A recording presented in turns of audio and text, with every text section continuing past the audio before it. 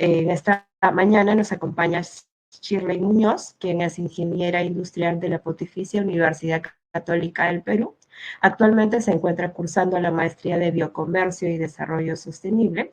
Cuenta con más de 6 años de experiencia en trabajos de medición y cálculo de la huella de carbono, planes de gestión ambiental, economía circular y ecoeficiencia en el sector agrícola y la industria manufacturera, ¿no?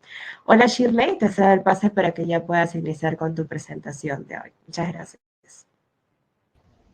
¿Qué tal? Buenos días. Gracias. Buen día con todos. Buen miércoles del despertador. Gracias por estar aquí. He visto que muchos conectados muy puntualmente, ¿no? A veces por el horario es un poco tedioso. Menos mal que todos estamos aquí. Y claro, poco a poco se van a sumar los demás participantes. Y si por ahí, por temas que a veces escapan de nuestras manos, como bien mencionaron antes, ¿no? Uno se retira, tiene que abandonar esa charla, se va a poder ver a través de la grabación. Bueno, ¿qué vamos a tratar esta mañana? Vamos a hablar sobre la huella de carbono, claves para medir, reducir y transformar tu negocio.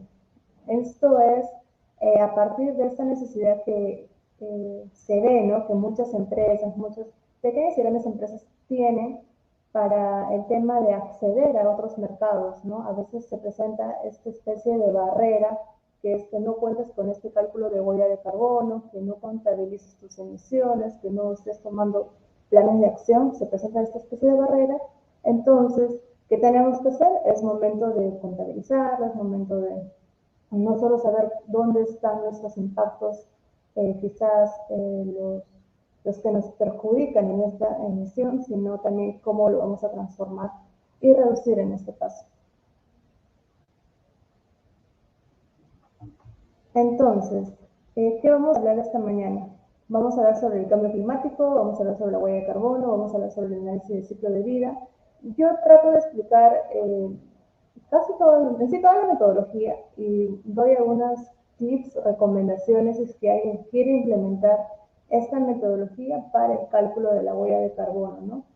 También vamos a hablar en la segunda parte sería lo que es ecodiseño, ecoetiquetas y declaración ambiental de producto. Esto ya traducido a que después de que haces un cálculo, lo puedes quizás tangibilizar con este tipo de ecoetiquetas, declaraciones ambientales que te ayudan a ti como empresa a que ante los ojos de tus proveedores, clientes, consumidores, se vea, ¿no? Que estás siendo transparente, que se vea tu preocupación por estos cálculos, por estos temas medioambientales.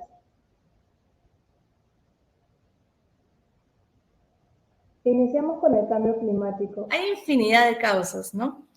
Pero entre las que quisiese mencionar esta mañana sería la generación de energía, fabricación de productos, tala de bosques, uso de transporte. Entonces, ¿por qué la generación de energía? Porque no funcionamos si es que no hay energía, ¿no? Todo lo que nos rodea se ha generado gracias a la energía. Entonces, para esa generación, si bien es cierto, se usa combustibles fósiles y la quema de estos mismos combustibles fósiles genera todo quizás disparo de emisiones al medio ambiente. Pero ya se están tomando ciertas medidas, muchas empresas, grandes empresas, ahora generan energía a través del aire, a través del agua, ¿no? Entonces son otras alternativas más sostenibles para que no nos quedemos sin energía, ¿no? No es que, ok, si generamos energía, contaminamos, que no hay energía. Esa no es la solución, sino siempre es buscar más alternativas. En la fabricación de productos, ¿por qué? Entonces, también nuevamente, si echamos un vistazo a lo que tengamos al frente, donde estemos sentados, donde esté nuestra laptop, computadora, todo se ha generado, no aquí, lo ha generado otra persona, lo hemos comprado en otro lugar, una empresa. Ha hecho la silla, ha hecho quizás, si estamos tomando un cafecito, la taza. Entonces, para que se haya producido estos tipos de productos, silla, taza, mesa, ha habido una serie de procesos. En cada serie de procesos se consume recursos, se emite emisiones, se tiene emisión también las emisiones, también se tiene el tema de efluentes, entonces es toda una combinación, ¿no? Entonces también otra solución, ok, no compramos nada, somos austeros, nos quedamos aquí nosotros con nuestra carpita. Tampoco es. Entonces, lo ideal, como lo vamos a ver en la última parte de este bloque, es de cómo diseñar inteligentemente, ¿no? Y tomar en cuenta estos aspectos ambientales. Tercera causa, la tala de bosques. Es muy conocido, sobre todo aquí en el Perú, citándonos en Madre de Dios, esta tala ilegal de bosques. Entonces, ¿qué sucede? Si bien las situaciones, ¿no? Ok, talar bosques es, saco un árbol de donde debe estar, ¿no? Quito, resto árboles, resto árboles. Entonces, si me estoy llevando árboles, ya no nos quedamos con árboles. Ya, ese es un panorama. Pero si lo vemos desde otra perspectiva, los árboles nos ayudan a secuestrar carbono. Entonces, ¿qué hace el árbol, no? Limpia el medio ambiente, ¿no? Si es que han habido esas emisiones de dióxido de carbono, el árbol absorbe como esponja y lo va secuestrando, lo va almacenando, lo almacena. Entonces, si viene una persona y tala ese bosque, rompe ese almacenamiento, ¿no? Y todo eso lo que ha secuestrado lo vuelve a emitir. Es como cuando estamos con nuestra jarra de vidrio de agua, ¿no? Un accidente pasó, se rompió la jarra de vidrio, todo el agua está sobre el piso, sobre la mesa, ¿no? Entonces, ensuciamos. De esta manera también podemos hacer esta similitud en el ambiente, ¿no? Se ensucia un poco el ambiente. Entonces, ¿de qué valió que el árbol haya hecho haya ejercido esta función, ¿no? Porque todos los elementos vivos del medio ambiente, ¿no?, tienen una función específica. Desde el animalito más chiquito que ustedes pueden considerar insignificante, un hormiga no hace nada, hasta los más grandes. Entonces, esa también es una causa de emisiones. Y el uso de transporte, ¿por qué me gusta mencionarlo? Usualmente no tomamos en consideración el uso de transporte, o sea, no tomamos como que conciencia que la decisión que tomemos va a afectar más o menos al ambiente. ¿A qué me refiero? Cuando se hacen encuestas para el cálculo de huella de carbono organizacional, que me adelanto un poco, considera también a las personas, considera también cómo se transporta todo el personal, ¿no? Para venir a la empresa, si es que tienen viajes de trabajo, los viajes que han hecho. Ya, eso considera una huella de carbono organizacional. La huella de carbono de producto solo considera la materia prima que se mueve, ¿no? Todo lo que venga de otra parte de ese transporte, pero que va a alterar el producto. No considera cómo viene el personal de planta para que elabore el producto. Eso no considera. Entonces, cuando hacemos esta recopilación de datos, preguntamos, ¿no? ¿Cómo usted se transporta su medio de trabajo? Entonces, muchos pueden decir auto propio, pero ¿qué tipo de combustible utiliza? GNV, GLP, es un auto híbrido.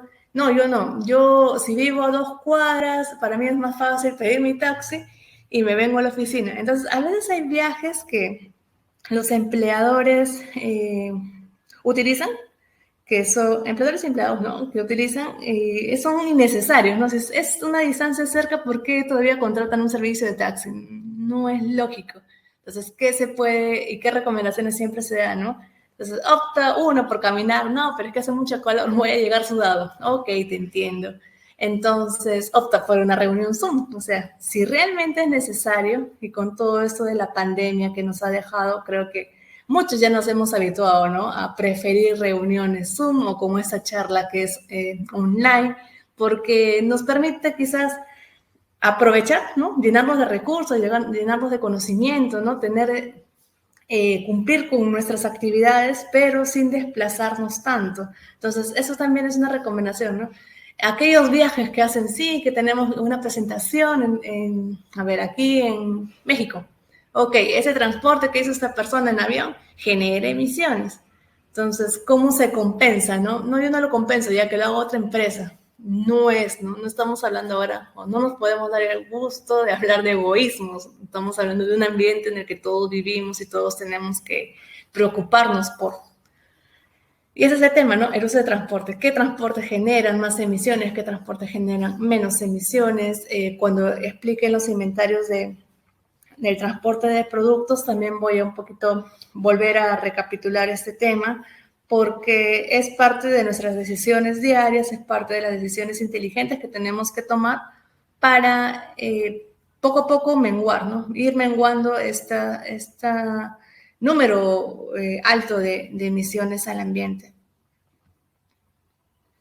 Y las consecuencias, como bien mencioné, a veces solo relacionamos cambio climático como cambio de temperatura, pero también hay tormentas más intensas, hay aumento de sequías, hay desaparición de especies, lo cual es muy lamentable. De un momento a otro, llovió en esta provincia, llovió en esta localidad, Huaycos, 3 días de lluvias, ¿y qué pasa? O sea, una persona, si bien es cierto, tiene que estar preparada pero es que no somos conscientes, ni para los sismos, en los simulacros que siempre suelen haber, ni para los sismos lo tomamos en serio, es como que, ay, ok, hay que levantarnos porque nos dicen. Entonces, hay que tener conciencia de que nos puede sorprender en cualquier momento, en el menos pensado, una actividad, ¿no?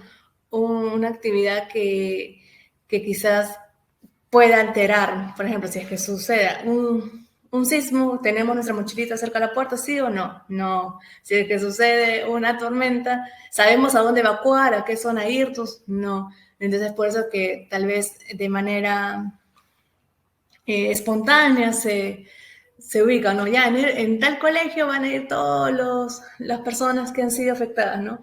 O en una iglesia, entonces no es quizás lo correcto porque luego se está viendo denuncias, quejas de que no tenemos los recursos, no hay alimentos, no hay esto, no hay lo otro. Entonces hay que siempre también pensar en qué nos puede pasar y cómo estamos actuando como comunidad, como localidad y también como país. En el aumento de sequías, hay zonas que, si bien es cierto, ya eran secas, ahora son mucho más secas. Entonces, ¿qué está pasando con la producción? Se pierde. ¿Qué está pasando con la agricultura? No llega a producir los frutos, no llega a los niveles de producción que quizás su data histórica los definía, ¿no? Todos los años producimos 1.000 toneladas de arándanos. Y tú te puedes comprometer que el otro año también vas a exportar 1.000 toneladas de arándanos, pero ¿qué pasa si es que hay una sequía? No hay arándanos. Entonces, ¿cómo quedas tú con tu cliente? Uno mal. Tu cliente te puede comprender que no hay arándanos, sí, claro, te puede comprender, pero tú también tienes que cumplir algo, ¿no? Y más aún si es que tú ya has firmado todo una especie de convenio, contrato de esto, de lo que vas a entregar. Entonces, luego, en el momento ya empieza quizás la competencia desleal de, ok, le compro a un productor que sé que pertenece a otra cooperativa, pero no me importa, yo quiero salvar a mi producción y a mi cliente.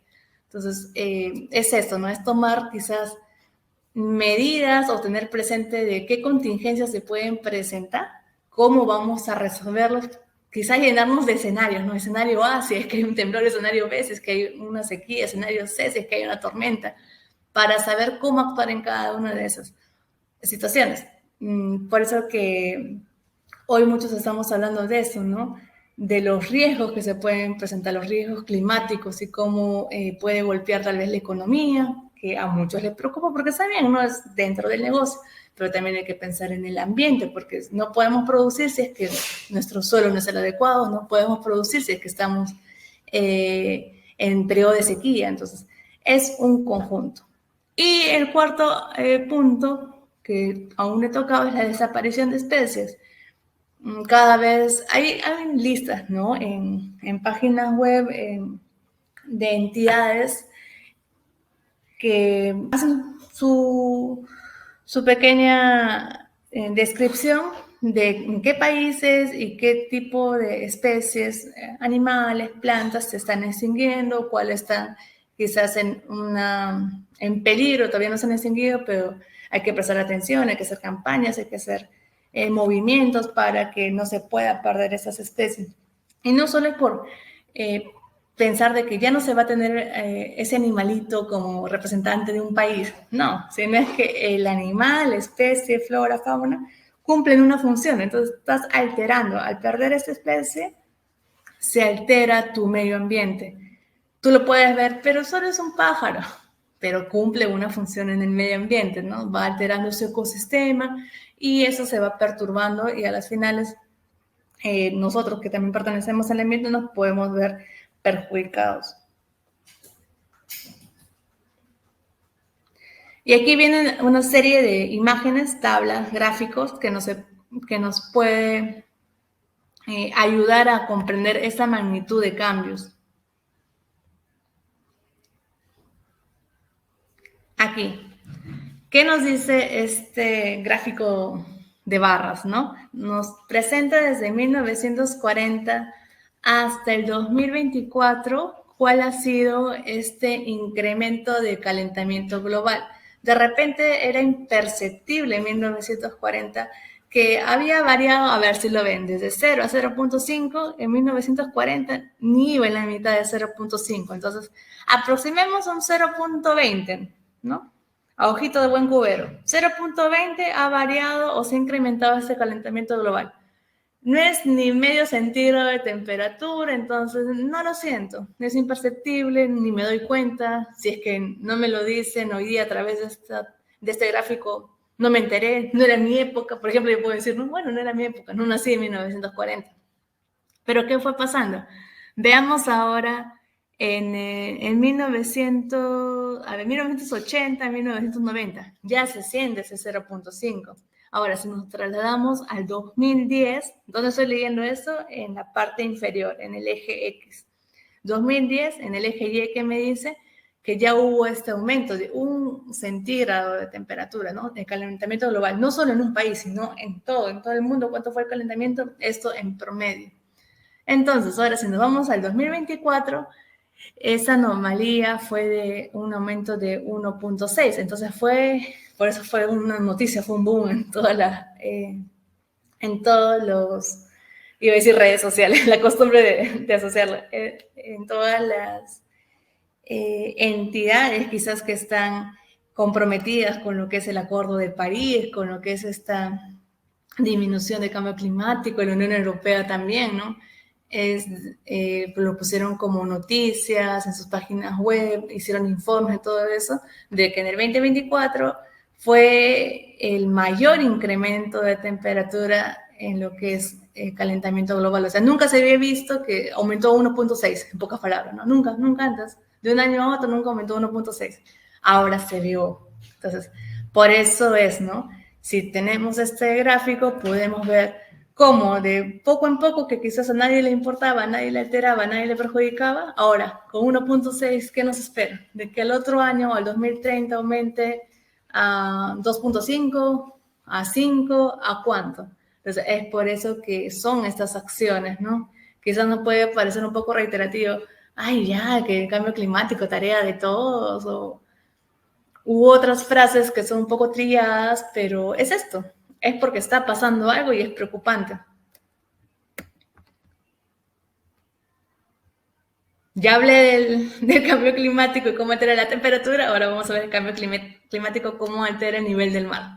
¿Qué pasa? Asociamos, ¿no? Si es que aumenta la temperatura, ¿qué pasa con los glaciares? ¿Qué pasa con los icebergs? ¿Qué pasa? Se derriten, ¿no? Es como el helado.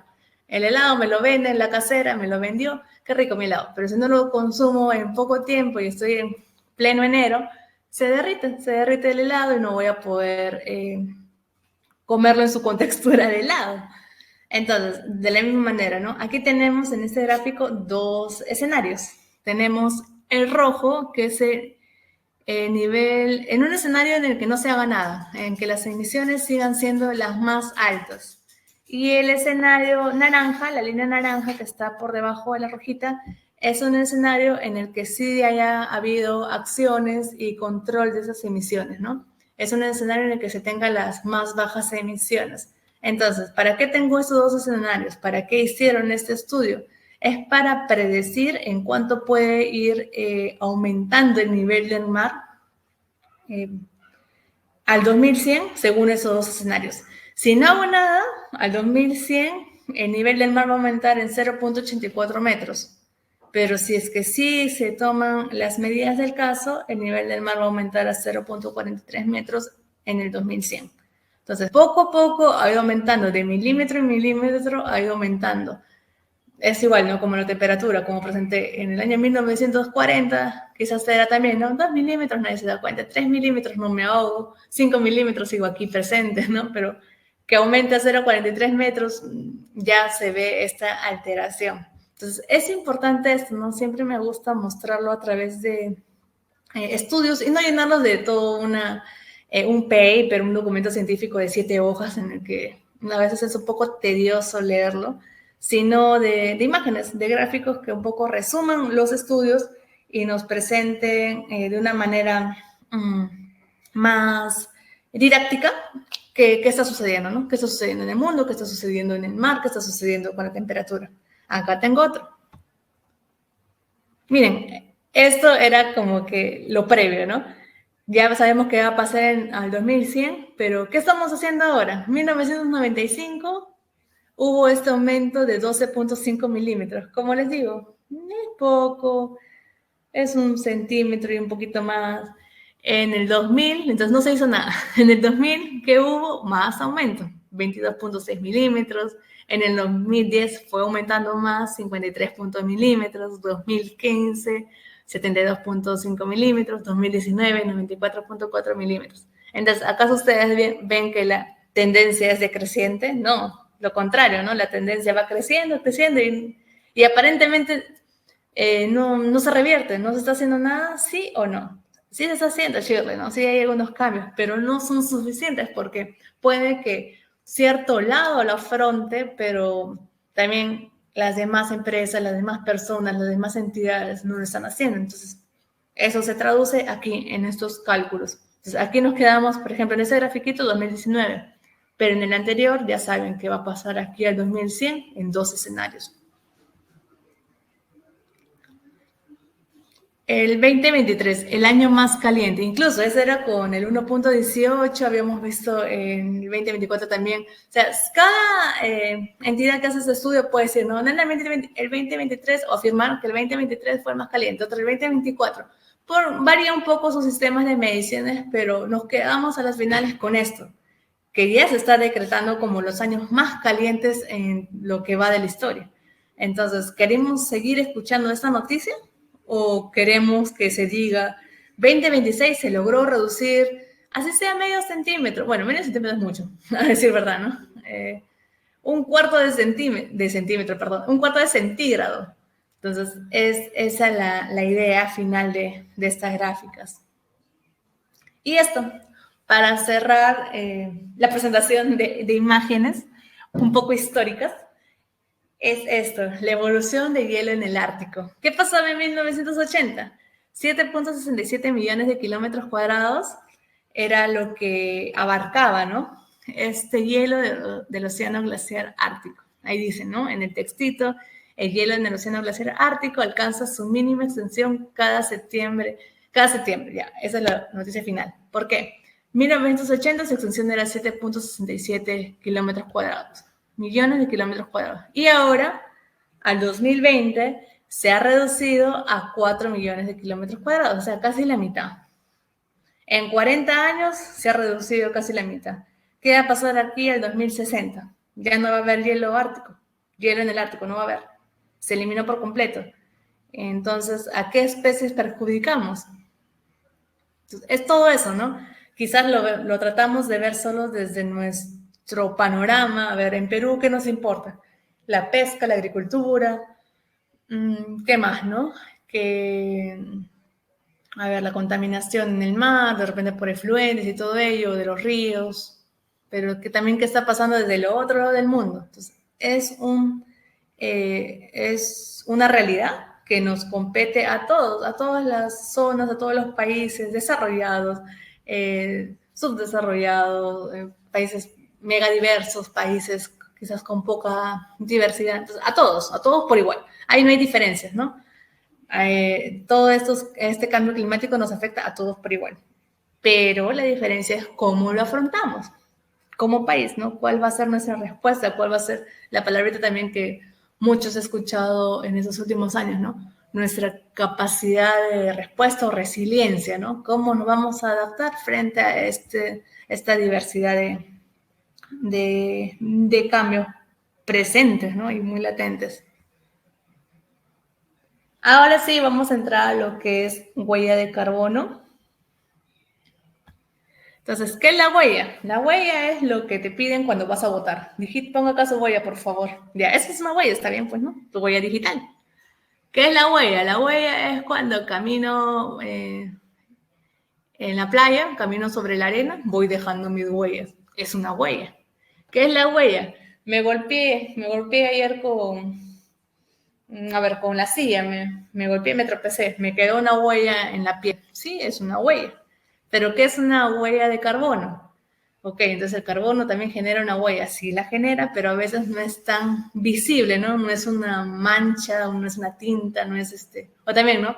En nuestro polo, ¿qué pasa si se nos derrama la chicha? Estamos tomando chicha, se nos derrama sobre nuestro polo blanco, dejó la huella. No lo vemos así directamente como una mancha como tal, como un color en el cielo, no, pero existe. Entonces, esta huella contabiliza, la huella de carbono va a contabilizar todas las emisiones de gases de efecto invernadero generadas por el individuo, por la empresa, un servicio o a través de la elaboración de un producto. Entonces, es eso, ¿no? Contabiliza cuánto CO2 se va emitiendo al ambiente. Y esa es la unidad de medida, ¿no? CO2. Es igual. El idioma universal, antes se decía, es el inglés.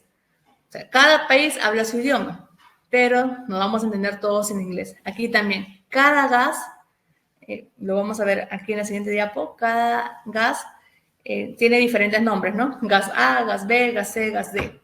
Pero todos esos gases que se emiten en el ambiente, para calcular la huella de carbono, todos lo vamos a traducir, ¿no? Lo vamos a cambiar de idioma y lo vamos a poner en funciones de CO2. Para hacer ese cambio hay una especie de equivalencia matemática. Que aquí está.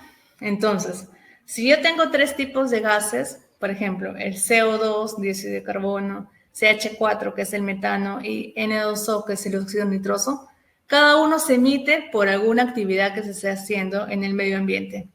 El metano se emite porque dejo residuos sólidos, ¿no? Está bien, cosecho, quizás despulpo algún alimento. En mi ejemplo que voy a explicar un poco más adelante es el café. Despulpo el café, ya la cáscara no me va a servir, lo dejo a un costado. Que se quede ahí en la tierra porque va a servir como abono más adelante. Más adelante para el productor puede ser aquí a 3 semanas hago mi abono. Pero ¿qué va pasando desde este día 1 hasta esta tercera semana? Se va emitiendo gases, se va emitiendo metano al ambiente, ¿no? Se emite. Tú no lo ves, pero se va descomponiendo, va emitiendo este metano. Entonces, eso es por la descomposición de residuo orgánico. Quizás el dióxido de carbono es por otro motivo, el óxido nitroso es por otro motivo. Pero para contabilizar cuánto es la huella, como les dije, existe esta transformación que se le llama potencial de calentamiento global. Entonces, analiza todos los gases existentes que pueden haber y que generan este efecto invernadero. No he explicado qué es el efecto invernadero, no porque doy por entendido que todos sepan, pero ese es el término. Pero como no lo he explicado, lo voy a hacer. ¿Y qué es el efecto invernadero? Nos imaginamos que estamos en un invernadero, nos imaginamos que estamos, no sé, el mundo tiene una capita, tiene un techito, ¿no? ¿Qué pasa? Cuando se emiten muchos gases, que su nombre es gases de efecto invernadero, es como que estoy arropando más al planeta, lo arropo más, ¿no? Entonces, que llega un punto en que el planeta se satura y cambia su temperatura, altera un poco el paso de los rayos solares, ¿no? Usualmente entra el rayo solar, se refleja, perfecto, ¿no? Pero si es que lo voy llenando de más chompitas, se calienta más y los rayos solares que entran ya no va a salir porque está llena de chompas, ¿no? Si lo vemos así, ¿no? O está cubierta de muchas capas y esas capas son todos los gases. Entonces, se va creando este efecto de calentamiento interno. Hay una temperatura adecuada para que todo el mundo se desarrolle.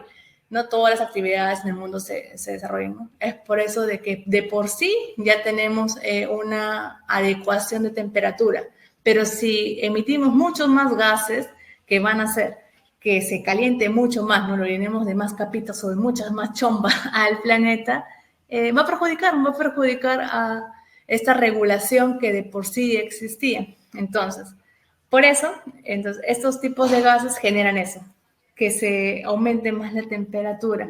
Y si se dan cuenta, ¿no? A veces decimos, pero solo estoy contaminando en este ejemplo, ¿no? Óxido nitroso, o sea, estoy contaminando solo 1 kilito de óxido nitroso. pero por esa transformación, potencial de calentamiento global, ese kilito que tú le puedes llamar de óxido nitroso equivale a 265 kilos de CO2. Entonces, si es que una empresa te dice, yo contamino 10 kilogramos de CO2, ay, mira qué contaminante que eres, qué mal. Debes aprender a mí que yo contamino solo 1 kilo de óxido nitroso. ¿Quién está peor? ¿La empresa que contamina 10 kilos de CO2 o la empresa que solo contamina 1 kilo de óxido nitroso? A ver en el chat, por ahí pueden colocarlo y yo los voy leyendo, ¿no? ¿La empresa que contamina 10 kilos de CO2 o la que contamina 1 kilo de óxido nitroso? Entonces, es eso, a veces nos gusta o tratamos o nos afanamos en compararnos, ¿no? Yo voy a comparar con otra empresa. Ay, mira, esta empresa contaminó 100 kilos de CO2, pero yo estoy contaminando 200. Ay, entonces estoy mal, estoy peor que esa empresa. Pero no, porque tú tienes que leer, más allá de ver una tabla o su resultado final de cuánto fue su contaminación, tienes que ver cuánto produjo. De repente contaminó 100 kilos de CO2 por hacer 1 kilo de producto y tú estás contaminando 200 kilos de CO2 por hacer 100 toneladas de un producto. Entonces, tú eres mejor, ¿no? Hay que verlo siempre en términos también de producción. ¿Qué está pasando? Entonces, no es bueno compararnos, sino cuando hagamos esta medición de huella de carbono, es vernos por dentro, qué estamos haciendo nosotros. Y luego sí, tal vez no ver qué medidas ha tomado algunas empresas que son afines a nosotros, pero siempre es ver por dentro. Y en el ejemplo que nadie me respondió, decía que es peor la empresa que ha contaminado ese kilo de óxido nitroso, porque si lo traducimos nuevamente, lo transformamos, esto es 265 veces la contaminación de dióxido de carbono. Entonces, esto nos sirve para que cuando explique lo que son inventarios, los inventarios nos van a ayudar a contabilizar recursos, contabilizar la materia prima y también contabilizar emisiones. Pero todas estas emisiones ya van a estar modificadas, traducidas a lo que es CO2. Entonces, no es solo que una empresa solo emite CO2, no, emite muchos gases, pero en las tablitas finales que vemos en reportes de sostenibilidad, todo está en función de CO2. ¿Pero por qué? Porque previamente ha habido esto, ¿no? Esta transformación numérica según el potencial de calentamiento global. Entonces, para cerrar esta idea que yo también la primera vez que lo aprendí era como que no entiendo. Para cerrar esta idea, ¿no? Entonces, hay muchos gases en el mundo, sí, que se producen por diferentes actividades. Ok, uno. Entonces, ¿estos gases impactan de la misma manera en el ambiente? No. Unos son más, impactan con mayor intensidad. En este ejemplo, el óxido de nitroso va a impactar 265 veces más que el dióxido de carbono. Otro ejemplo, el metano puede impactar 28 veces más, o si queremos hacerlo en términos de golpe, ¿no? Este golpe es 28 veces más intenso que el golpe del dióxido de carbono al ambiente. Entonces, cada gas impacta de diferente manera y eso también se asocia a cuánto más puede calentar al ambiente, ¿no? Este kilito de óxido nitroso puede generar un aumento mayor al calentamiento global que solo 1 kilito de dióxido de carbono. No digo que 1 kilito al ambiente esté bien, no. O sea, todo está mal, ¿no? Pero entre ambos, ¿no? ¿Cuál es el mal menor? Entonces, cada vez que cuando decían hacer sus estudios o si ya lo han hecho, ver, ¿no? Qué tipos de gases se están emitiendo y si son de estos que tienen este mayor impacto, como el óxido nitroso o los hidroclorofluorocarbonados, HFC. Entonces, ¿qué debo hacer, no? De repente solo es una máquina que tengo como para la refrigeración, pero sí o sí tiene que funcionar con estos HFC. Entonces, ¿qué puedo hacer, no? Sigo con la máquina, de repente hay una nueva tecnología que no necesita estos gases refrigerantes que sí tienen un alto impacto en el ambiente, de repente ahora hay otro tipo de insumos para estos refrigerantes, unos más naturales, averiguo un poco, me puede costar más en una nueva adquisición de esta maquinaria, pero a largo tiempo, a largo plazo, ¿qué sucede? Estoy contaminando menos.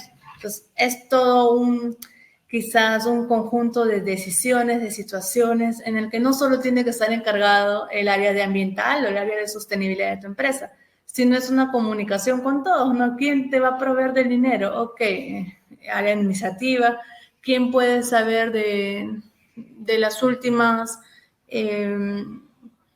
quizás los últimos modelos de máquinas, quizás el área comercial? Entonces, es un todo, ¿no? ¿Quién te puede decir qué realmente necesita tu empresa? El área de producción. Entonces, para tomar esas decisiones o cambios en materia de medio ambiente, no solo puedes ir una sola área, ¿no? Siempre es este conjunto, este trabajo articulado para que se tome esta decisión enfocada a varios aspectos y que a todos nos beneficie.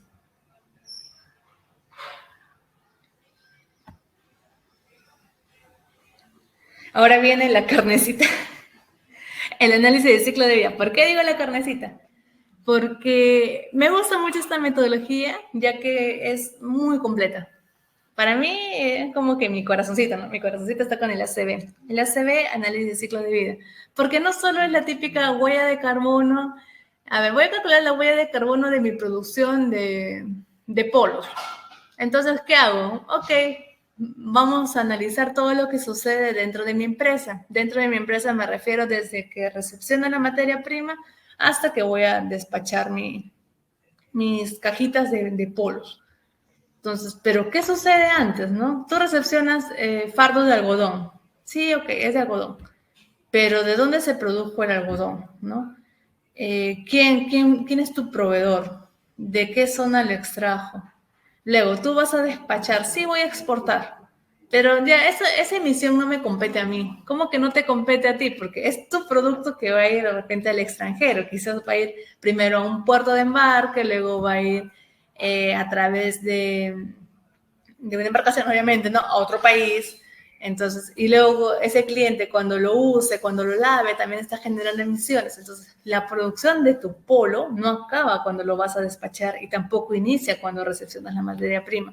Tiene un antes y un después que a veces uno no lo considera. Puede ser que no lo consideres porque no tienes la información, ¿cierto? A veces uno quiere hacer esa huella completa, general, total, pero no tienes la información. Está bien, es válido. Pero, ¿qué pasa en el otro caso? En el que no quieres agregar esa información porque sabes que va a aumentarte sus emisiones, ¿no? Entonces, un producto se caracteriza o está compuesto por emisiones directas, ¿no? Y emisiones indirectas. Muchas veces las emisiones indirectas son las que no queremos contabilizar porque decimos, pero el servicio de transporte no lo hago yo, lo hace otra empresa. Pero la exportación ya lo ve el cliente, no me compete a mí, no lo pago yo. El hecho de que no lo pagues tú no quiere decir que no se le atañe a tu producto. Entonces, por eso me gusta el ACV, porque trata de contabilizar todo, desde la cuna a la tumba, que es el nombre que se le da al alcance. Entonces, ¿qué se va a ver acá? Se va a ver todas las fases. ¿Y cuáles son las ventajas de esta metodología? Entonces, si aquí ustedes ven en el grafiquito, tenemos flechas de doble vía, doble dirección. ¿Por qué? Porque siempre que vamos a pasar a una siguiente etapa del ACV, vamos a volver a un paso anterior, ¿no? Vamos a revisar la información que obtenemos. ¿Para qué? Para concluir. Vamos a revisar la información que tenemos ya hecha. ¿Para qué? Para ver si es que estamos cumpliendo o no con nuestros objetivos. Entonces, todo está interrelacionado. ¿Y este ACV qué es? ¿No? Es una metodología que identifica, evalúa, cuantifica los impactos ambientales que se generan durante todo el ciclo de vida completo de un producto o servicio y se considera, como había dicho, desde la extracción de la materia prima, cuna, hasta la disposición final, tumba.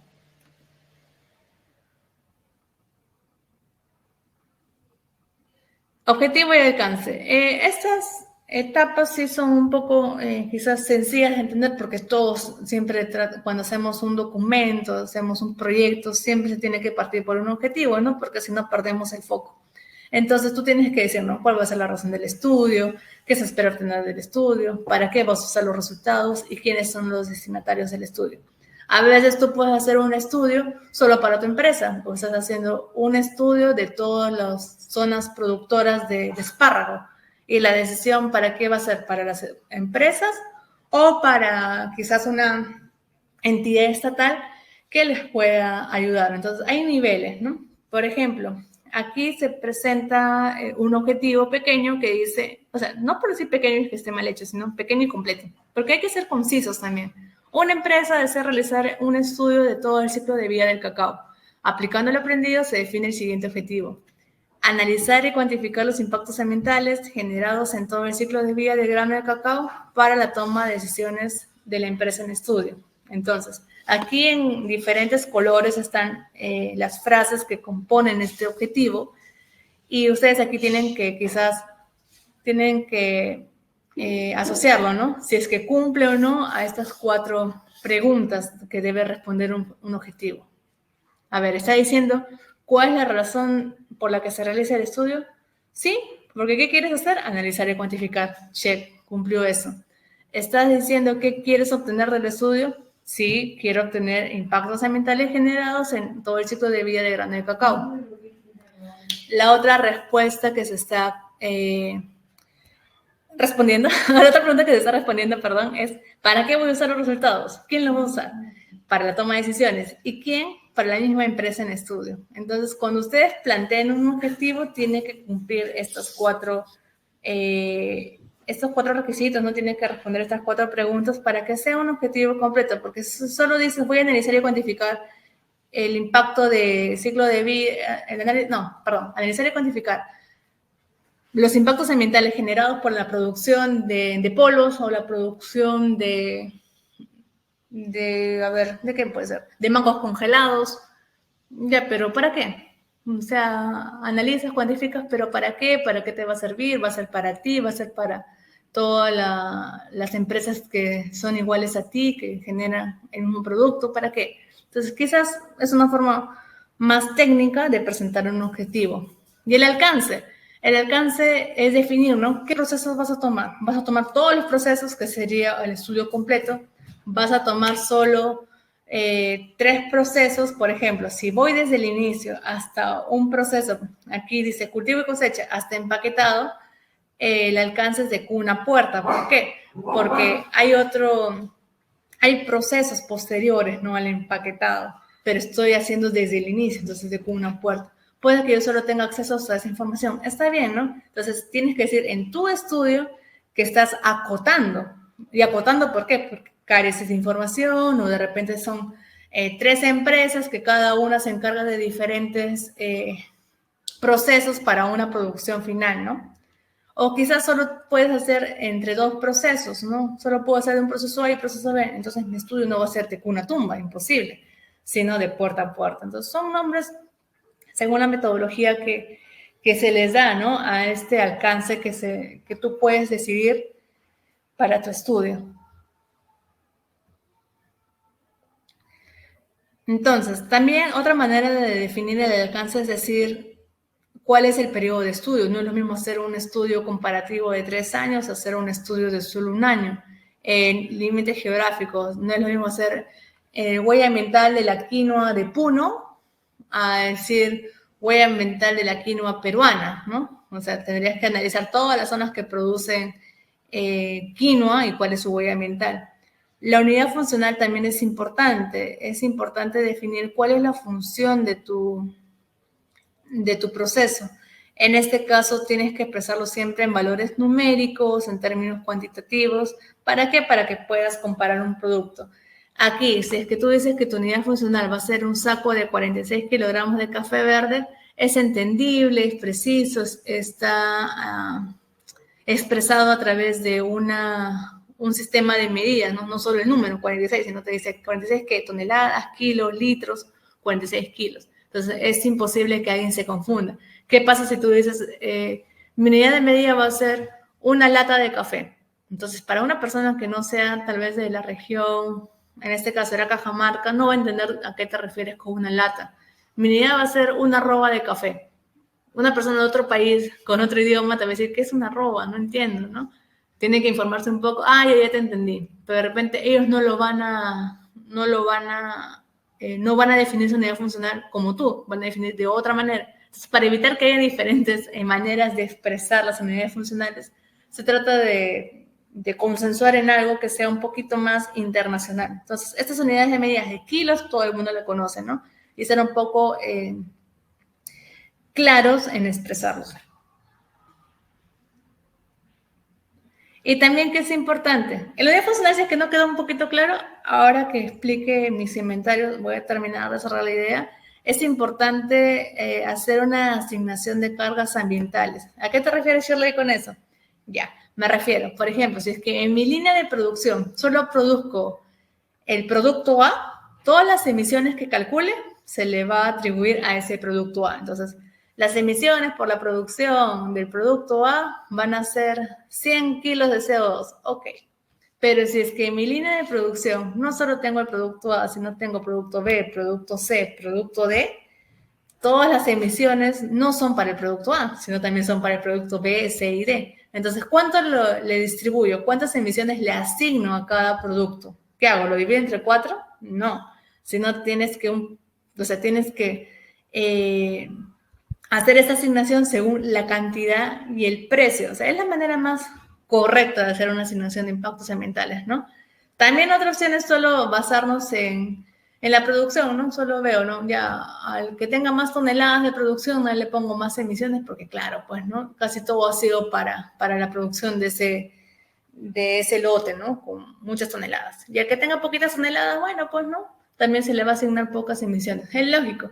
Pero ¿qué tal si es que el que tuvo el lote de mayor cantidad de toneladas cuesta 10 céntimos y el lote de las justas de 1 tonelada cuesta 100 millones de dólares? ¿Qué pasa? Entonces, ¿tu asignación estuvo correcta? ¿Fue completo o no? En este ejemplo, se hace esa asignación de acuerdo a la cantidad en toneladas y el precio que se recibe por cada tonelada. Como repito, esa decisión lo puede tomar cada empresa, pero tienes que explicar en base a qué tú estás haciendo esta asignación. ¿Y cómo es, no? Si es que yo quiero, en mi ejemplo, hacer la asignación del café verde, en el numerador, ¿qué debo poner? Solo lo que voy a hacer, lo que voy a tomar en consideración ahorita, ¿no? Si es que quiero hacer el café verde, arriba solo voy a poner el peso de ese café por su precio, nada más. Y abajo, ¿qué debo poner? La suma producto de todos los pesos por todos los precios de los demás productos o coproductos que se genere. Entonces, si es que yo quiero hacer la asignación para mi producto B, entonces, ¿qué tengo que poner arriba? El peso del producto B por el precio del producto B. ¿Y qué va a ir en el denominador? Si era en mi ejemplo anterior, producto A, B, C y D, abajo tiene que estar la suma producto del peso de A por el precio de A, más peso de B por precio de B, más peso de C por precio de C, más peso de D por precio de D. Aunque parezca trabalengua. Entonces, arriba lo que quiero hallar, lo que quiero asignar, abajo sobre la suma producto de todo. Ahí en el ejemplito lo pueden ver. Entonces, y de esa manera ustedes pueden calcular, ok, si a simple vista yo veo que la cantidad de café verde era 1 tonelada frente a 0.13, frente a 0.29, yo puedo decir que, claro, pues la emisión que yo calcule, todo se lo voy a asignar, o la mayoría se lo voy a asignar a esa tonelada de café verde, porque es la mayor. Pero si lo analizo también con su precio, me enfrento a otras realidades. En este caso, en este ejemplo, coincide de que el precio del café verde para exportación está un poco más, bueno, es un poco lógico, ¿no? $3,751 por tonelada. Al café de descarte, que quizás se va a comercializar localmente, que solo es $1,487 por toneladas. Entonces, bueno, en este caso coincidió que el café verde tiene una mayor cantidad y tiene un mayor precio. Entonces, sí, pues no, es lógico, ¿no?, que según mi cálculo, el 94.95% de las emisiones se le atribuye al café verde. Y casi el 5% al café de descarte y casi el 0.15% a la cascarilla. Entonces, era un poco quizás predecible de decirlo, ¿no? Pero si es que fuese al revés, si es que el café verde valiese $20 y el café de descarte $3,000 y la cascarilla $500, ya de repente ese cálculo sí sería necesario para decir cuál o decidir cuál de los tres tiene esta mayor asignación de las cargas ambientales. En el análisis de inventario, la manera clásica de presentarlo es en tablitas. ¿no? Tabletas en el que tú dices arriba cuál va a ser mis entradas y en la parte de abajo pones cuál va a ser tus salidas, ¿no?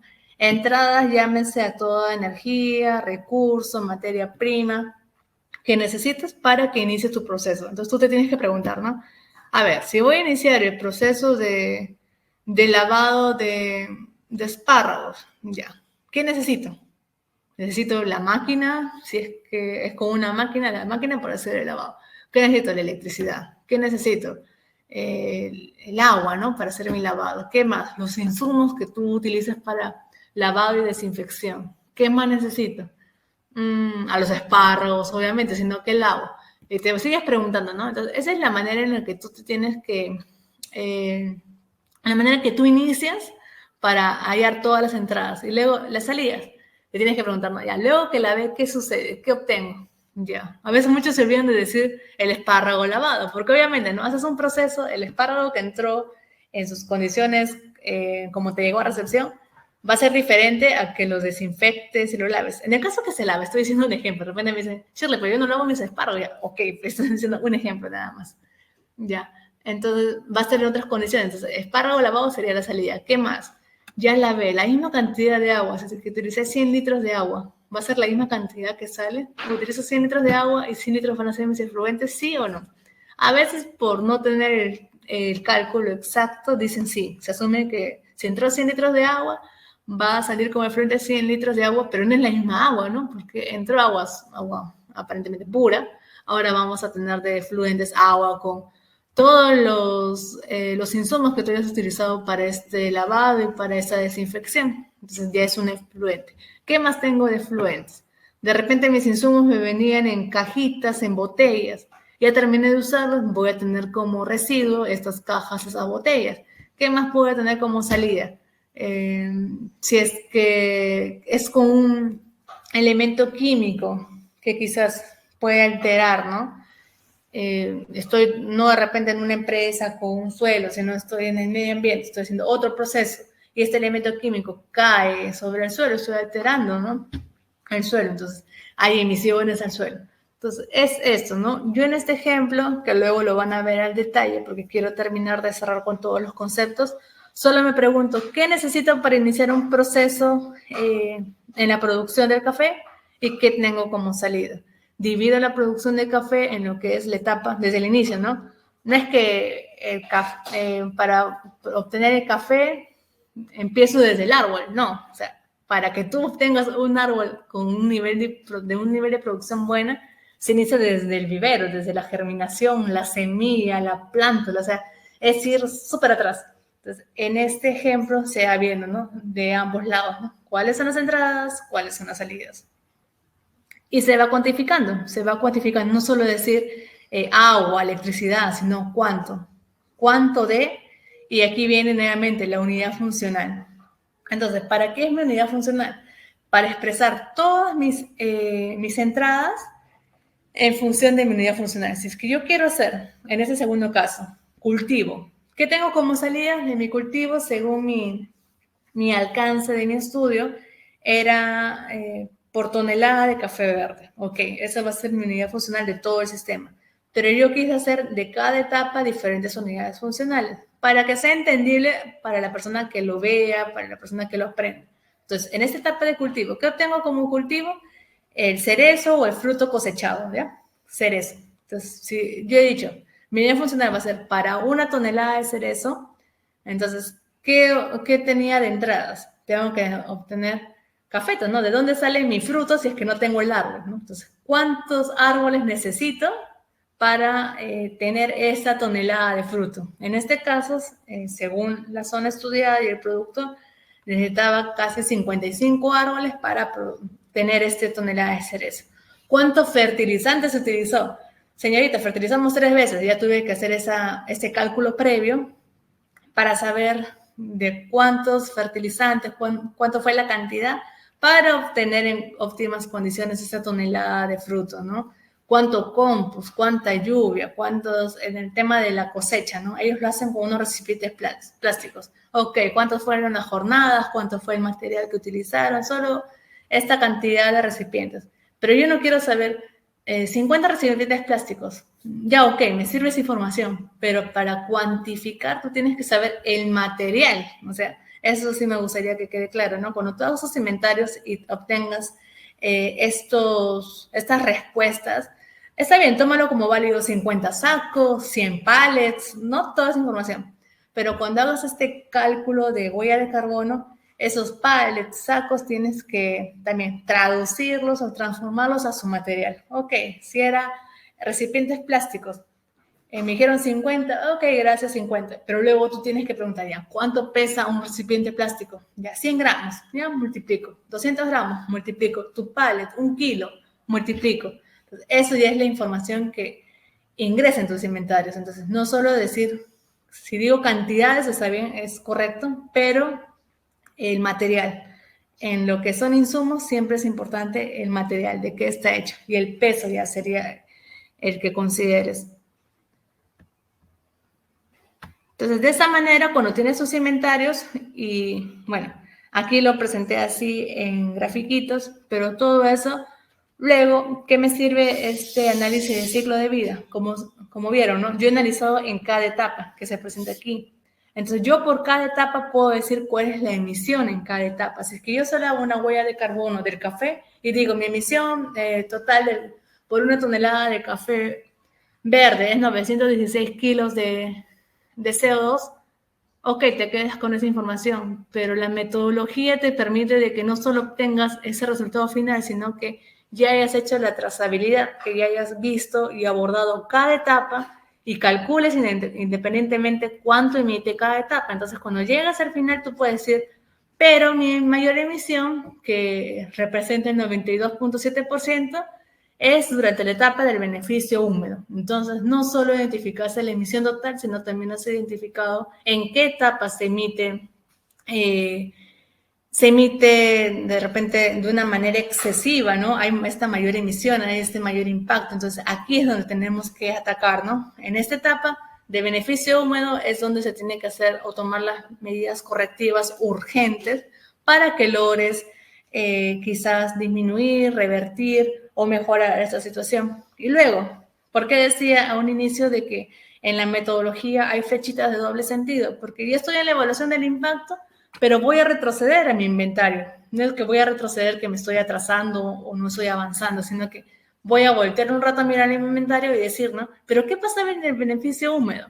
A ver, si es que mi inventario, que en esta manera estaba representado por mis grafiquitos, tengo que volver aquí, ¿no? Entonces, ¿qué tenía acá? Tenía gasolina, desculpadora, bloque de concreto, saco de polipropileno, transporte, porque siempre se considera el transporte de un lugar a otro, el transporte se considera también. Pero ¿qué más hay? Ay, mira, en mis salidas, ahí está, lo descubrí, hay CH4, hay metano. Entonces, ese metano fue el que elevó las emisiones, ¿no? A diferencia de las demás etapas. Entonces, cuando voy a mis resultados, en mi barrita que he hecho sobre este beneficio húmedo, esta barrita verde le pertenece a la emisión de metano. Y si luego nuevamente voy a mi inventario o voy de repente a mis fichas, porque esta recopilación de datos, ¿cómo obtuve esa información? Porque la cooperativa, en este caso yo trabajé con una cooperativa de Cajamarca, la cooperativa me dijo, mira Shirley, estos son los datos, calcula. No, yo tuve que entrevistar, subirme a mi moto, ir a diferentes zonas, en lluvia, en sol, entrevistar a los mismos productores e incluso había mucha información que ellos no tenían. Se decían, disculpe, ¿cuánto es el agua que usted utiliza para el primer lavado de su café? Uy, señorita, no contabilizo eso. Pues yo solo abro el grifo, abro el caño, que salga el agua y listo. Y yo, ok, entonces, ¿cómo contabilizo eso? Si me responden eso, no voy a poner en mi inventario, no se tiene, ¿no? Tengo que hacer el esfuerzo de, entonces, ya señor, explíqueme, ¿dónde llena su agua? Aquí, señorita, un tanque, no un pocito. Entonces miraba, ¿hasta qué altura? Aquí. Tomaba mis medidas, hacía mis cálculos matemáticos y aproximaba un volumen, pero es según la encuesta a ese productor. Otro productor puede tener o decirme de otra manera. Otro productor me dice, no, sí, yo estoy seguro que son 3 baldes que utilizo, pero para usted, ¿qué es un balde? Ah, señorita, un balde es este. Y yo veo luego el recipiente y casualmente decía un costado, ¿no? Ese recipiente contiene 50 litros de agua. Ok, 3 baldes, 50 por 3, esa es la agua que utiliza para un lavado. Entonces, toda esta información O sea, ustedes lo pueden ver ahorita en una tablita, ok, qué sencillo, pero demora. Cuando ustedes hacen una huella de carbono, es la etapa que más demora. Puede tardar hasta 6 meses si es que no hay un trabajo colaborativo, o a veces, bueno, entiendo a veces la demanda, ¿no? Hay meses que son un poquito más demandantes que otros, pero sí tarda mucho, ¿no? Entonces, la mejor manera de obtener la información es por fuentes de primera mano, que sería la propia empresa, los propios colaboradores, ¿no? Y otro es de que si es que ya no puedes aproximar, no puedes tener este cálculo, este número, puedes acceder a fuentes de segundo alcance, que podrían ser otros estudios, otros artículos científicos de otras empresas en otros países, que quizás pueden aproximar o puedas simular cuál es lo que, o esa cantidad que tú necesitas, ¿no? Si es que yo quiero saber cuánto, a ver, ¿qué podría ser? ¿Qué podría ser? ¿Qué podría ser? Ya, que yo no sepa cuánto es la producción fertilizante, que nadie me haya dicho, ¿no? Desconocían cómo contabilizar sus fertilizantes, si lo tenían contabilizado, se perdió la información porque se quemó el almacén con los documentos. Pasa también. Entonces, ¿qué tienes que hacer? No tienes que documentar todos tus datos, documentar no solo que una persona tenga acceso a este documento, sino que sea un archivo que todos sepan dónde está, que todos quizás puedan conocerlo, más no que todos puedan manipularlo, ¿no? Pero, ¿qué pasa si es que el otro año esa persona ya no trabaja? Se fue con toda la información, no. Entonces, siempre son quizás algunos tips o claves que tiene que tener cada empresa, que cuando inicia ese proceso, la primera medida de huella de carbono sí es bien complicada, porque todo está en desorden, nadie sabe dónde están las cosas. Luego, si es que repiten esta medición para ver si es que se ha disminuido o no, ya lo hacen más rápido, ya tienen esa especie de entrenamiento.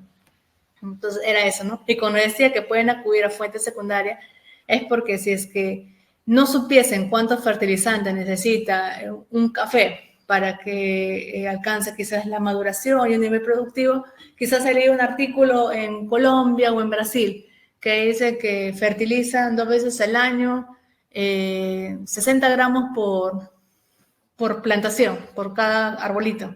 Estoy diciendo cualquier ejemplo, cualquier número, lo que se me venga a la cabeza, ¿no? Entonces, si esa información la obtuve de ese paper, ok, entonces yo voy a hacer mis cálculos matemáticos, cuántos fue los fertilizantes que yo utilicé. Porque nadie me quiso decir, ningún productor sabía, yo tampoco no supe, intenté preguntar, pero se desconocía la información. Entonces utilizo este dato numérico de otro país. Entonces trato de un poquito completar mis vacíos, pero con el compromiso de que en un segundo cálculo, si esa información me faltó, ya les diga, ¿no? Ok, entonces, por favor, el otro año también vamos a hacer esa medición, midan, contabilicen, ¿no? Tómense la molestia de si es que toca una jornada de fertilización, mira, empezamos con esta cantidad de fertilizantes, cuánto se usó, cuánto no se usó, es eso, ¿no? No es solo tomo como alternativa un recurso secundario y bueno, pues me olvido. No, sino es que estás tomando este recurso secundario, pero con el compromiso de que en una siguiente vez tú sí lo vas a medir. Esa es también una especie de reflexión de estos temas.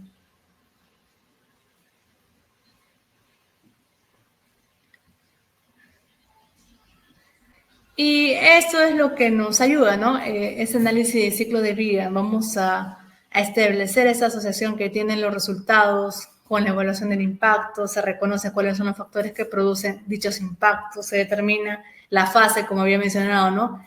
En la cual se genera la mayor cantidad de impactos ambientales y se trata de hacer una solución en esos puntos críticos. Entonces, como pueden ver, la ventaja de este ACV o análisis de ciclo de vida es que te presenta tu diagnóstico actual. Puedes hacer varios hallazgos, no solo globales, sino por etapas, contribuye a una toma de decisión informada y argumentada, porque no es que digas, el otro año vamos a disminuir fertilizantes sintéticos o químicos. ¿Pero por qué? ¿Qué pasó? No, sino es que en mi estudio hemos calculado y hemos visto que en la parte de cultivo, que viene amarrado a lo que es el manejo agronómico, hay una mayor emisión y se debe a los fertilizantes sintéticos. Ah, ok, está argumentada tu respuesta, está argumentado e informado tu toma de decisión. Otra ventaja es que es un nexo, ¿no? Entre la calidad, medio ambiente y el precio. de que tú mismo estás adelantándote a, ¿no? Si bien es cierto, hay países que ya te piden esa huella de carbono, pero tú ya estás adelantándote, estando con ese pasito adelante en que ya lo vas calculando, ya lo estás viendo desde una manera holística o completa, te otorga este nivel competitivo. No es que vas a ser la única empresa que no calcula su huella, o que, más allá de que calcules, porque a veces calcular es, ok, tercerizas el servicio a una consultora, es que comprendan, ¿no? Que toda la empresa comprenda qué se está haciendo y por qué se está haciendo. Y aquí al final cuando revisen el material, dejé esta imagen porque cada alimento, cada producto que consumimos en nuestro día a día hace un consumo de CO2, hace un consumo de agua. A veces nosotros decimos, oye, se me antojó un juguito de fresa. ¿Cuántos somos? Somos toda la familia. Ok, compro 1 kilo de fresa. Pero el que yo disfruto de ese juguito de fresa, hecho con 1 kilito,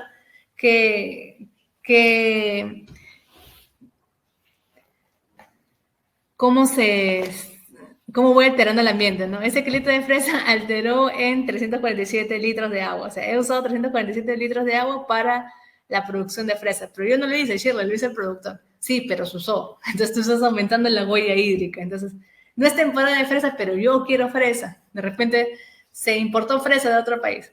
Y para esa importación hubo un traslado, un transporte, entonces hubo una emisión de CO2. Y por tu gustito estás aumentando tu huella de carbono por el consumo de fresa. Es un poco eso, ¿no? Asociar nuestras decisiones diarias a esto, ¿no? A cuánto impactamos en el ambiente, no solo en la huella de carbono, sino también en la huella hídrica. Y para finalizar, porque ya estamos con el tiempo, voy a hablar un poco sobre el ecodiseño. Sobre las ecodiseño, ecoetiquetas y declaración ambiental del producto. Esta parte es un poco más sencilla porque todo está ligado.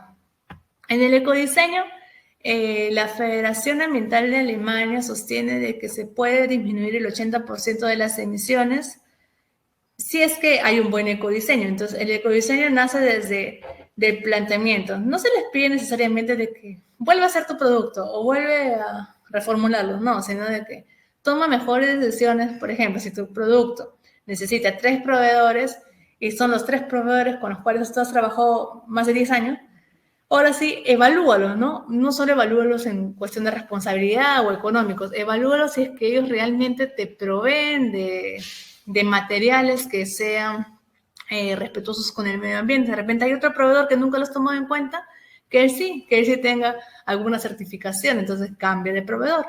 Entonces, de esa manera, poco a poco, tú vas mejorando el ecodiseño de tu producto. De repente en el transporte, antes tú pagabas, ¿no? Bueno, o contratabas el servicio de transporte por cada lote que producías. Bueno, el lunes produzco un lote, ay, que lo transporten. Llego puntual a mi cliente. Martes, otro lote, que lo transporte. Miércoles, otro lote. Haces 5 viajes a la semana en vez de hacer de repente algunos ajustes en tus acuerdos con tus clientes, en decir, bueno, voy a esperar mi fin de semana y recién contrato a mi camioncito para que se lleve los lotes, haga la distribución en un solo viaje. Entonces, de repente estás revertiendo la situación de una manera más inteligente y cumpliendo con tus clientes. Entonces, este ecodiseño, tanto en los materiales, en el transporte, en el uso, ¿qué te permite? Te permite tener beneficios, ¿no? Entonces, tú tienes que crear o producir un producto que tenga durabilidad, que sean eficientes, que sean fáciles de reparar, que sean... que también considere esta reducción de emisiones o que tus decisiones elijan a los proveedores que emitan menos, ¿no? Porque si quizás en tu proceso no es tu culpa de las emisiones de los materiales, pero entonces decide a proveedores que sí tomen en cuenta eso, ¿no? Que sí se preocupen por las emisiones o que implementen también el ecodiseño en sus propios productos. Entonces, de esa manera que podamos tener industrias más sostenibles, consumidores felices y la diferenciación en el mercado. Eso por el lado del ecodiseño. Las ecoetiquetas. Hay 3 tipos de ecoetiquetas: las certificadas, las autodeclaraciones y las declaraciones ambientales. Las etiquetas certificadas, en sí todo ese tema de ecoetiquetas, es una decisión voluntaria, ¿no?, de las empresas, ¿no? Cada empresa dice, ok, quiero declarar esto o quiero de manera transparente tener una etiqueta que diga, ¿no?, que le diga a mi cliente, a mi consumidor, cuánto estoy emitiendo de CO2. Entonces, son decisiones que toma cada empresa. En el caso de la ecoetiqueta certificada, que es el tipo 1, son las que las provee un ente, ¿no? Las otorga una tercera parte que le ejerce como esta entidad certificadora y abarca todo el ciclo de vida del producto, desde el diseño, fabricación, disposición final. En el tema de autodeclaraciones, lo proporciona el propio fabricante, entonces no es que una empresa viene a certificar, no, sino tú mismo dices, ok, yo emití 100 kilos de CO2, punto, pero no haces de todo el ciclo de vida, solo haces de un proceso. Y en el tema de las declaraciones ambientales, eso también se basa en un análisis de ciclo de vida, pero es un poquito más riguroso llegar a ese nivel. Entonces, hay como que niveles de etiquetas que cada producto puede obtener. Aquí se presentan las tipo 1, que por ejemplo la del medio, muchos los hemos visto en nuestra refrigeradora o en productos electrónicos. El tema, algunas que tienen que ver con que ni bien tú la veas, tú sepas que proviene de un uso sostenible de bosques. Hay otro también, según países o continentes, hay ecoetiquetas que los representan. En el tipo 2, las autodeclaraciones, por ejemplo, eso de reciclaje, hubo un tiempo en que se puso de moda las cajitas de jugos, de leches, que tenían ese simbolito que nos decía que eran reciclables, ¿no? O sea, el productor mismo dice, autodeclara que mi cajita es reciclable, punto. O que te dice, ¿no?, el porcentaje de reciclabilidad que puede tener este producto. Y la tipo 3 son las EPD, que es el último tema, ¿no? Lo último que se va a mencionar ahora, las declaraciones ambientales de producto. Para esto, todo parte, aunque se ve chiquitito, pero cuando tengan las diapositivas, lo pueden hacer el zoom. Todo parte desde un análisis de ciclo de vida. Por eso siempre me gusta enseñar la metodología, ¿no? Un poquito que capten. Porque, ¿qué es un EPD? Es una declaración ambiental de producto que parte de eso, ¿no? De que se hace un estudio del ACB con toda la metodología, se redacta una especie de informe, una solicitud para que el ente verificador venga, vea que tu estudio está bien hecho, que has considerado, un poco que lo audite, ¿no? Que has considerado todas las emisiones, las directas, las indirectas, pasa luego por otra revisión técnica y se le da esta especie de certificado o sellito, ¿no? De que tu producto es una declaración ambiental.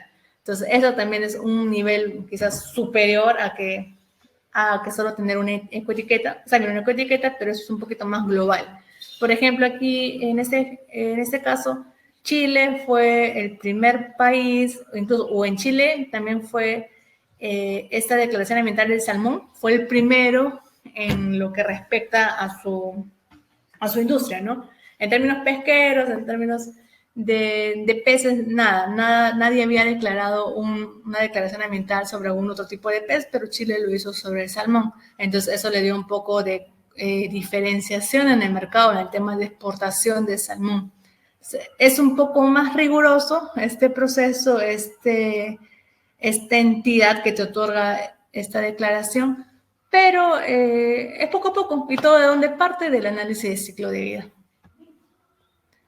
Y listo, esto es la presentación de hoy. Nuevamente disculpas por el tema del sonido inicial.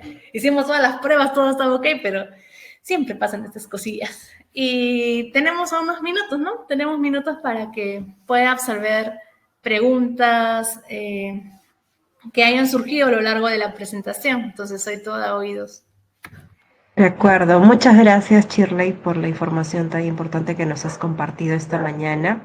En efecto, pasamos rápidamente a la rueda de preguntas y respuestas e indicarles a nuestros usuarios que en la parte superior del chat también está la encuesta de satisfacción para que la puedan completar en caso solo van a participar de esta sesión.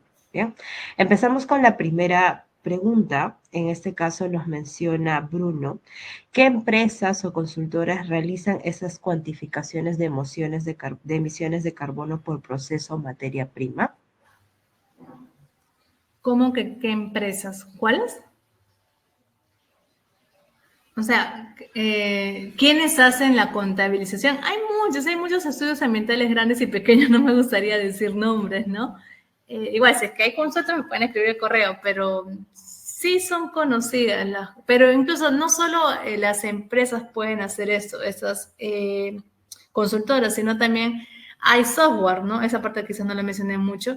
Hay software que te ayudan a contabilizar eso, entonces nosotros como de parte de PROMPERÚ hacemos talleres. Este año vamos a abrir 3 cursitos para ayudar a una empresa que sepa cómo contabilizar. ¿Y para qué? Para que tengan ese ejercicio, ¿no? Como les digo, el tema de recopilación es más rico que lo hagan ustedes a que lo haga otra empresa, que a las finales también les va a pedir la información a ustedes. O sea, ustedes lo van a hacer a las finales, solo la otra empresa recibe la data y lo cuantifica.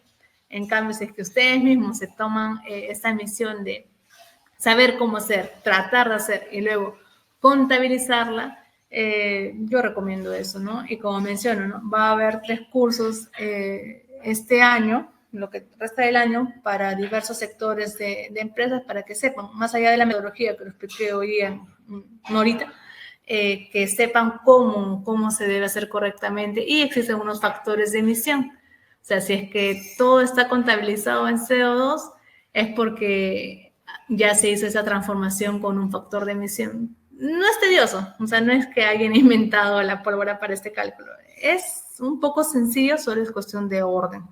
Entonces, eso. De acuerdo, la siguiente pregunta por parte de Luis nos menciona lo siguiente. ¿Cómo pueden las pymes exportadoras priorizar inversiones en reducción de huella sin comprometer su competitividad en el corto plazo? Es que no es que comprometas la competitividad, ¿no? El hecho es de que a veces se tiene esa idea, pero se tiene que tomar la decisión de medir, porque a veces se asustan, ¿no? Somos pequeños, pero de repente estamos ahorita contaminando mucho, emitiendo mucho, que qué vergüenza que sepan, ¿no? Más bien es admirable de que te decidas hacer algo para que luego tú mismo des a conocer de ahora cuáles acciones estás haciendo y quizás te va a ir mejor que otras empresas grandes que de repente para que tomen el control de que se cuide, sean más cuidadosos en reducir emisiones, es más complicado que una empresa pequeña. Correcto. La siguiente pregunta es por parte de Soledad. Nos menciona, ¿existe una normativa que nos indique el muestreo para el cálculo de huella de carbono? El muestreo como cantidad de... no hay una... No hay una normativa que te diga cuánto es la cantidad que debes tomar. Por eso es que tú mismo como empresa, cuando hagas tu medición de huella de carbono, tú tienes que expresar, ¿no? En tu especie de informes, cuánto fue tu muestra, ¿no? Quizás somos una cooperativa de 600 socios, pero mi muestra solo ha sido 30, pero 30 completas, ¿no? Ni modo que haga 100, pero tú eres consciente que la persona que recopiló la información, bueno, pues entrevistaba 5 y esa información hacía números aleatorios entre 5 y 10 para que salga no sé, pues el uso de combustible por unidad de producto, ¿no? O sea, 30, pero bien hechas, ¿no? Que esté quizás detallado a través de fichas a mano funciona mejor, en que se sepa que se entrevistó con fotos y todo eso. No hay una cantidad, pero una que sí sea creíble, manejable, y eso sería mi recomendación. Pero claro, no tampoco vas a hacer solo de 5 que equiparen a una cantidad de 1000, ¿no? Es poco a poco, bien. A veces cuando hacen de líneas productivas es un poco más fácil porque hacen los consumos anuales, ¿no? Voy a hacer el consumo, mi huella de carbono de toda mi producción del año pasado. Entonces, puros consumos anuales que en una empresa es más fácil. Pero a veces cuando son el tema eso de cooperativas, de que son varios socios, asociaciones, el tomar una muestra sí es un poco más tedioso. Entonces, yo diría 50 está bien, 30 si es que son pocos productores, no sé, que son 500, por ahí 50 está bien, ¿no? Porque demora ese proceso. Y para tener un primer acercamiento al alcance, quizá la recomendación también sería de que no solo 50, si es que son productores que pertenecen a una zona alta, baja, media, saques una muestra de cada uno, ¿no? O sea, que las muestras al nivel o empresa que sea diversificada para que un poco sea representativa. Correcto, Shirley, muchas gracias. Tenemos una última consulta por parte de Constantín. Nos menciona, ¿hay algún incentivo monetario por tener este certificado de la huella de carbono fuera del bienestar ambiental? O sea, incentivo monetario. Claro, o sea, depende, ¿no? Depende de dónde lo quieres ver. Es que primero, según mi ejemplo, no me refiero a cooperativa. Sí, por ejemplo, a un productor que tenía ciertos certificados que lo validaban como un productor orgánico, a él le pagaban más por kilo o por quintal de café.